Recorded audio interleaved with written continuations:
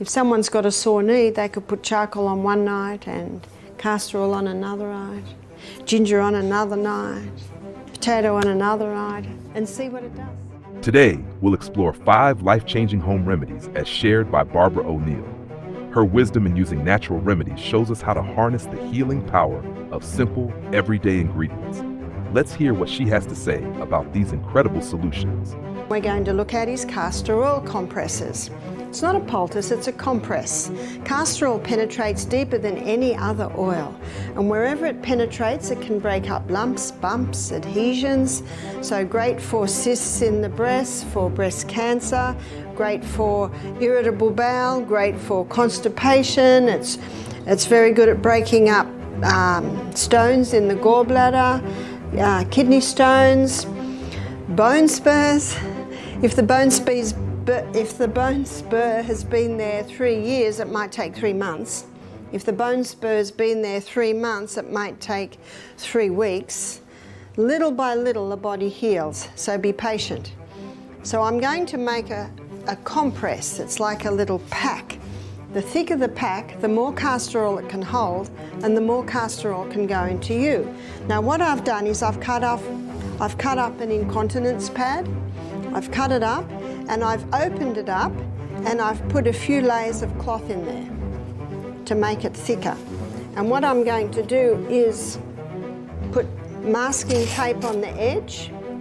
So the beauty of this is the plastic isn't really touching you. So the only thing that's touching you is the paper topping, and it's got that cloth insert, and the plastic's on the back. And the plastic is really just to protect your clothes and stop oil going everywhere, which you don't want. So I'm just going to seal those edges.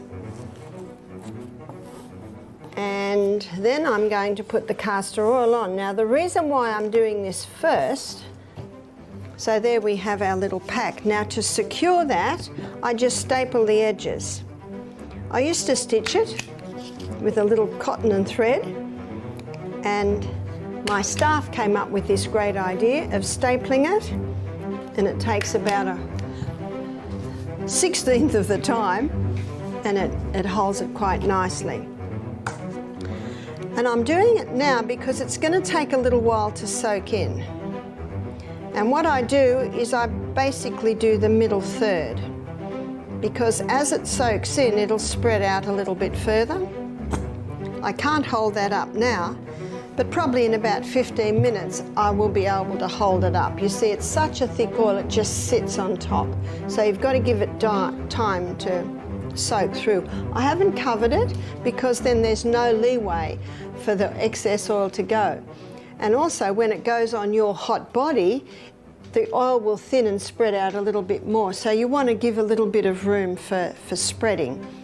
This compress can be used maybe every day for a month, and then you might make another one, because it's not drawing anything out of you. It's just a vehicle to hold the oil so it can go into you. And this size I've made here, that's a great size for chest, for congested chest. That's a great size for abdomen. And that could be cysts on the ovaries, it could be fibroids in the uterus, it could be constipation, it could be irritable bowel. So that's a nice size for those areas. How long would it take? Well, it depends how big it is, and it depends how long it has been there. Consistency is the key. The second thing I'm going to look at is the humble onion.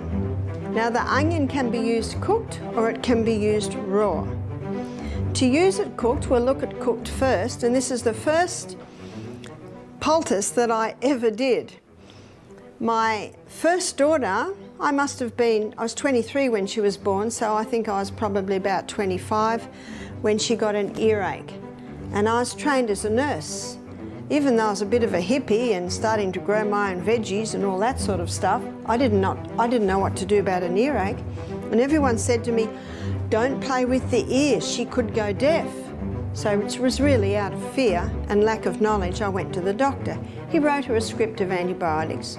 I gave her the antibiotics, I didn't know what else to do. Within 24 hours, the earache had eased. When she'd finished the antibiotics, the earache came back. I did not know what to do. 6 weeks later and 4 courses of antibiotics later, the earache comes back. But I still don't know what to do. So when I went to the doctor, I said, will my daughter be on antibiotics for the rest of her life? Which I'm beginning to come to this conclusion. He was challenged by my question. So he sent me to an ear, nose and throat specialist who looked in Emma's mouth, then her ears, and he said, she's teething. Give her these drops to keep the eustachian tubes clear, and that was it. So let's fast forward 2 years later. Next child is 18 months and gets an earache. I do not go to the doctor and I don't tell anyone. I have to do something though. So I went to the lady that lives next door. So I was, 26 or 27 by now. She's 85. I said, what did your mother do when you were a little girl and you had an earache? She said, Mum would steam up an onion on the stove. So I went home, I steamed the onion up on the stove, and then I cut it in half under her directions, so that what you're looking at is the rings. So you keep the skin on and it keeps everything in place. And I wrapped the onion up in a cloth, a few layers, and the few layers of cloth will help to keep it warm, but also just to shield the direct heat from being too hot. I tested it on my arm and I put it on his ear. I covered it with a piece of plastic, and what that does is that just insulates it. And then he was just a little boy, I was breastfeeding him, and I could put the onion between his ear and my arm, and I could feel the heat. And when he slept, I laid him down on the bed, but I laid him down on a towel that had been folded up about 8 times because I knew that that would keep it warm. You can keep it on for as long as you can keep it warm. What did they do before plastic? They used a wool square, so you can certainly use a wool square. I make a lot of my own clothes, and in the winter I make a lot of woolly skirts, so I have squares. And you can also put a woolen square just this side of the plastic, so that the plastic doesn't even touch you, but it is stopping the moisture going through and insulating it and keeping it warm. James slept for 2 hours. When he woke up, he was happy. I watched him all day and the next day and the next day. That was it. Just compare my experience, 2 hours sleep with onion on his ear, and then my last experience with my first daughter, 6 weeks and 4 courses of antibiotics. No wonder I went into natural remedies. I was excited at the prospect. So I went down to the newsagent and I bought a book that had A, B, C, D, E, F, G in it. And I started my natural remedy book. And under E, I put onion compress. I have since learned that you can steam it and squeeze it. And if you squeeze it, you'll get a few drops of juice out. This is when it's hot, and it'll be boiling hot. But when the hot juice hits the spoon, it'll go a nice temperature, and you can put that in the ear. You can even use, one of these little soak it up and squirt it straight in the ear. The other place that you can use a cooked onion is for a boil. A lady told me about this. She had a boil on her back and she told her friend, and she said, we need to cook up an onion. See, an onion is a drawer. And she put the onion straight onto the boil. Obviously she waited till it wasn't going to burn, but it was still quite hot. And then she put that plastic square over again. If you don't want plastic on the skin, and I can understand that, you can put a wool there because wool will insulate. And then she taped it on. And she left it there for 24 hours. And when she took it off, everything came out. She said she's never had a boil resolve so quickly. So what the heat does, it draws it to a head, and the onion's drawing it to a head, and then it all comes out. She was very impressed. So the cooked onion can be used on an earache, and the cooked onion can be used for a boil. Now we're going to have a look at ginger. Ginger can be used internally and ginger can be used externally. Internally, it's an anti-inflammatory but it's probably mostly known for its anti-nausea effect. If you buy car sickness or seasickness tablets, it's compressed ginger. Now the easiest way I think to have this is to grate it. So you grate it on that little grater, and you'll grate about a teaspoon, and you put it in a little teapot and pour boiling water on it and let it sit probably 10 minutes. Now that might be too strong for you, but I love it. I love it like that. If it's too strong, you just water it down a little bit. If someone's very cold, maybe they've been caught out in the cold or something and it's very hard to warm them up, give them a cup of hot ginger tea and it will warm them up very nicely. So it can be used for nausea, it can be used to warm a person if they're chilled or cold. And you saw too, it is one of the recipes in the flu bomb. I was at a function, it was a health seminar, and in the break, everyone went and had their herb teas, and there was a girl with a tiny little grater grating ginger. And I said, "Ah, ginger." She said, "I'm an entertainer, I'm a singer." She said, "I was in Greece last year and I lost my voice, and a little Greek lady made me a hot ginger tea." She said, "I sang that night." So she said, "I travel with my little grater everywhere I go." So very nice on a sore throat or hoarse throat. Now we're going to look at what you can do with ginger externally. So I always take a plate and I always take the plastic square. Again, you can use a wool square next to that, but you still need that plastic backing so that it doesn't wet all your clothes, and also so it insulates. And then we put a cloth over it, and it's usually around this size. And then I grate straight onto it. So why would I use a ginger poultice? I would use a ginger poultice for an inflamed joint. So the easiest way to remember this is ginger is for joints. So that would be gout, it would be arthritis, also a sore back, an inflamed back. Now when someone's got an inflamed back, they usually put a hot water bottle on it, is that right? But if the back is hurting because of inflammation, where's my knife here? The hot water bottle will relax, and you know the reason why the hot water bottle relaxes is because when we're in pain, the muscles around that area tighten and cramp. Basically, they go out in sympathy with the pain. And you put a hot water bottle on that and it relaxes those cramping muscles, so you do get some relief, but it does not help the inflammation. It can even make it worse. But ginger, if you apply a ginger poultice anywhere where there's inflammation, the ginger pulls the inflammation out of the joint to the skin, and the skin gets really hot.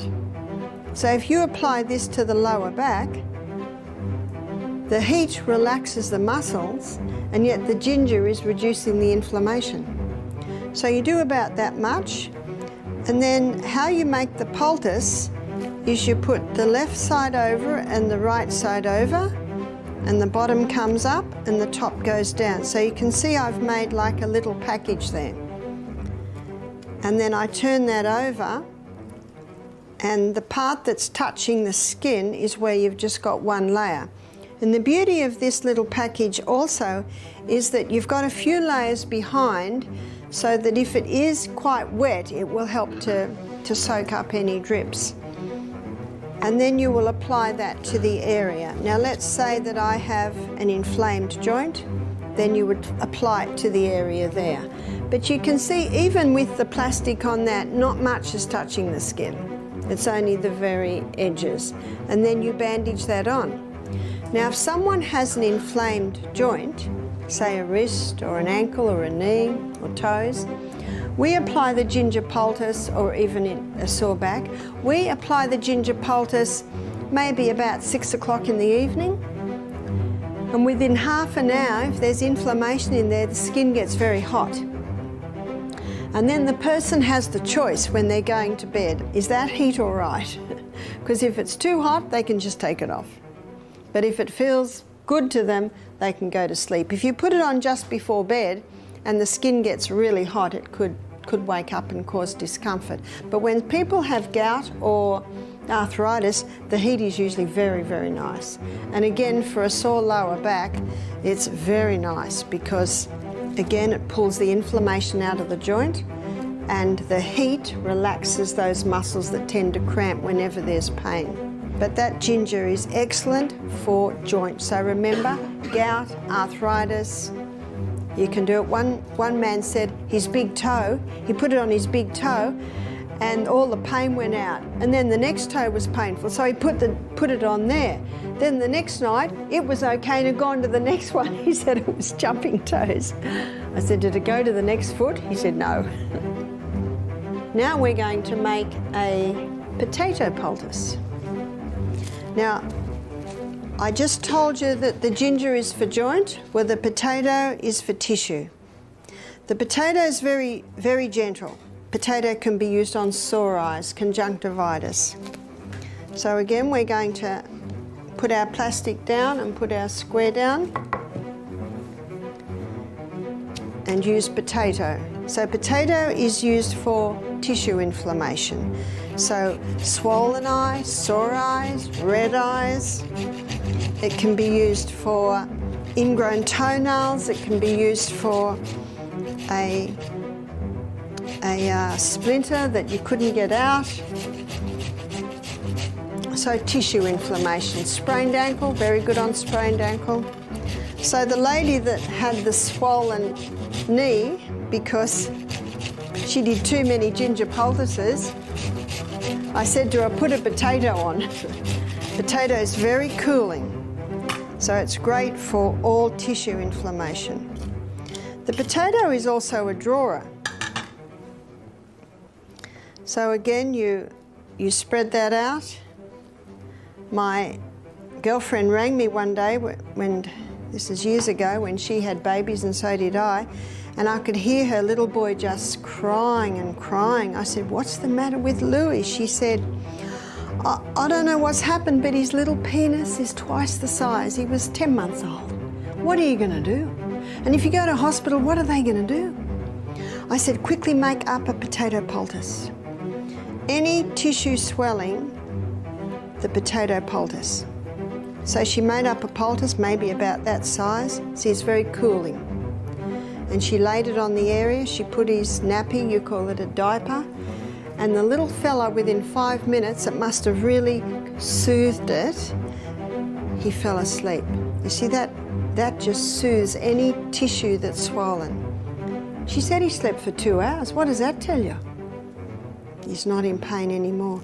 She said when he woke up, he was happy. She quickly changed his nappy or diaper and everything was back to normal. Now, sometimes you don't know what it is. Just, if in doubt, just use that grated potato. So what would it have been? Well, her little boy was crawling around the floor of their hippie home. You don't know whether he got a little bit of dirt in there or whether there was a bite. Sometimes you don't know, and you're not going to play around with that area. So can you see, with the ginger, you would never put the ginger on tender areas, but the potato is very soothing and cooling. You would do that. I'll tell you the most remarkable story I've had with the potato.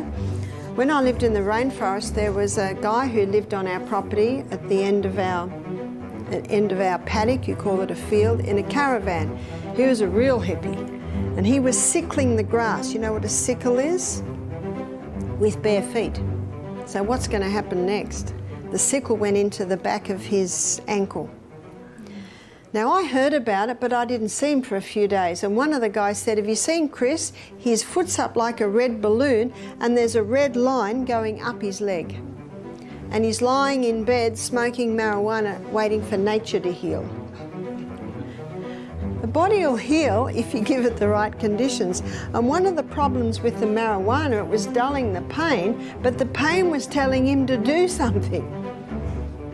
So I said, we'll bring him up. So they brought him up, and the first thing I do, and Vanessa will show you this tomorrow night, I got 2 buckets of water, one hot, one ice cold. And I put his foot straight into the hot water. Now I had his foot in my hand and I was just watching his face. If it was too hot, I put a bit of cold in because that first one can be, hard to take. 3 minutes. See, after 3 minutes, the blood slows down. So then you put it into the ice cold and everything moves up again, as Vanessa will explain to you. While it's in the cold, I put a little bit more hot water in the hot. And then so 30 seconds in the cold, after 30 seconds, things are slowing down. So you bring it back into the hot. So I did that 3 times, 3 hots and 3 colds. His pain had reduced by 50%. See, what that does is it brings fresh blood into the area, which drives old blood out, which gets the inflammation down somewhat. And then I made a very big grated potato poultice. You see, he had a wound that had healed on the outside and it had not healed on the inside. And tetanus happens in an area of a wound that hasn't healed from the inside and sealed on the outside, and there's an element of horse organism. Well, we had a horse in the paddock, so he was a perfect environment for tetanus.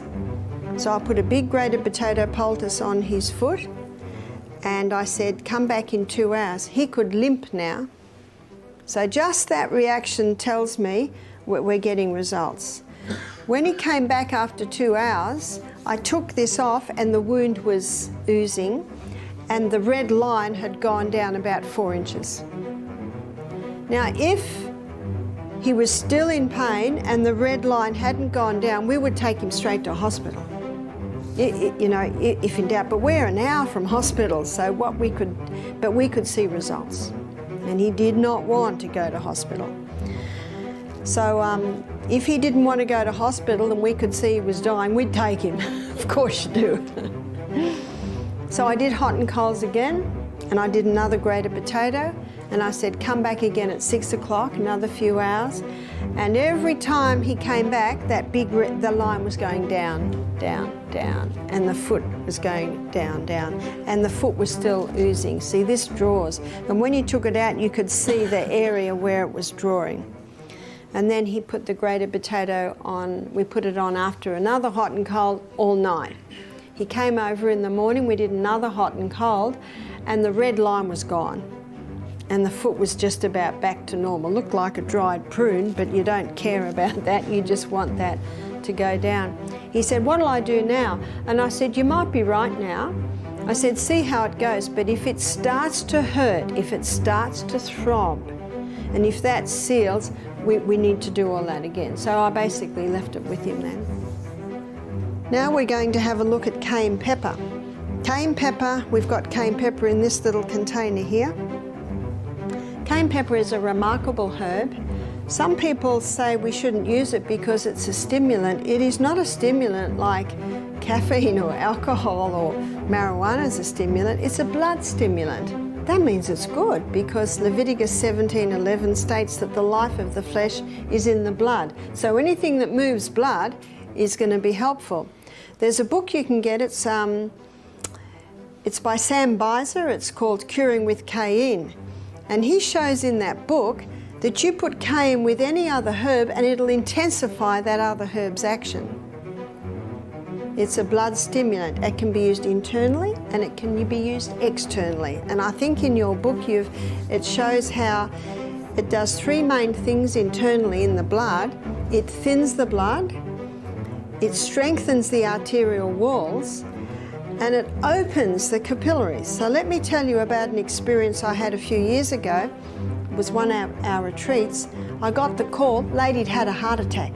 I was only 3 minutes away, that's why you have to be fit. I ran down, it was a cooking class with about 16 people, and she was lying on the floor. She was 80. Her husband said she'd already had a few that year, and they always called the ambulance, but they thought, let's see what they do. And I said to my offsider, cayenne pepper, quickly. We got the cayenne pepper. Now there was a guy holding a pulse and he said the pulse is almost gone. She was just white.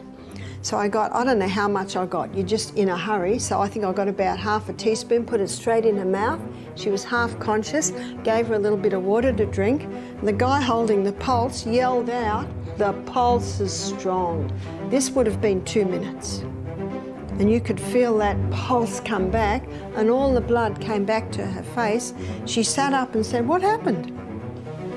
Everyone around was going, "Whoa." And I said, "No, it's not me, it's the cayenne pepper." So we sold out of cayenne pepper that program. What did the cayenne pepper do? It thinned the blood, it opened the capillaries and got a dramatic delivery of blood through the whole body. Remember, 1 minute for 1 drop of blood to go around your whole body. I have read about it, but then I actually experienced it. So cayenne pepper can also be used to boost hydrochloric acid. You take it in internally, it'll boost digestion. Cayenne pepper can also ease a sore throat. Remember, it's in the flu bomb. It might give an initial tingle, but then when that tingle settles down, it eases it. Some people take or are told to take aspirin for a blood thinner. In fact, I have read where it is recommended that anyone over the age of 50 should be on half an aspirin a day. You might have heard that. Well, what the research is showing today is that aspirin causes stomach bleeds. It's the #1 cause of stomach ulcers. It causes brain bleeds and eye bleeds. That's what the recent research is showing. Cayenne pepper will not cause that at all, but if cayenne pepper's in your blood and it sees a bleed, it'll constrict the blood vessels to stop the bleeding. Yes, it dilates the blood vessels when it's in the blood, but if it sees a break, it'll constrict that. Beautiful illustration of Psalm 104 verse 14, that God gave herbs for the service of man. Remember? They're there to serve you. Where would you like me? What would you like me to do? Thin that, seal that. That's the cayenne pepper. In fact, it's just about a first aid kit in one, is the cayenne pepper. And you'll get used to it. Now you can use it externally. I'm going to show you how you can use it externally, and I'm going to show you how you can use it for poor circulation in the feet, cold feet.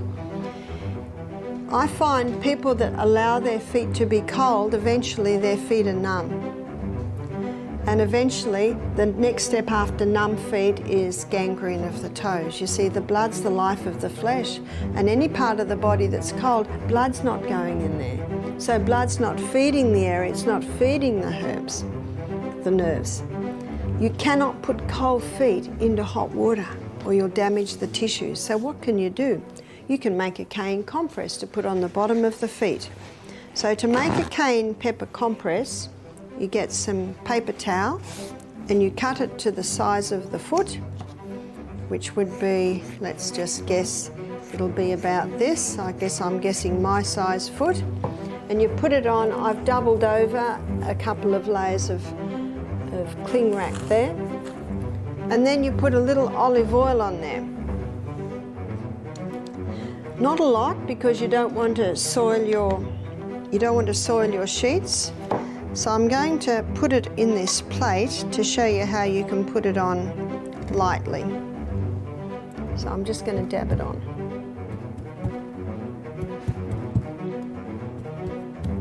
The reason why I'm putting olive oil there is in a minute I'm going to sprinkle the cayenne on it, and this causes the cayenne to stick to it. So it's really just there for the cayenne pepper to stick to it. Now that's about the right amount. As I said, any more and it will leak, because this compress is worn overnight. So you can see I've just got a light sprinkling of oil there. And now I'm going to put the cayenne pepper on that. So you put about a half a teaspoon for each foot.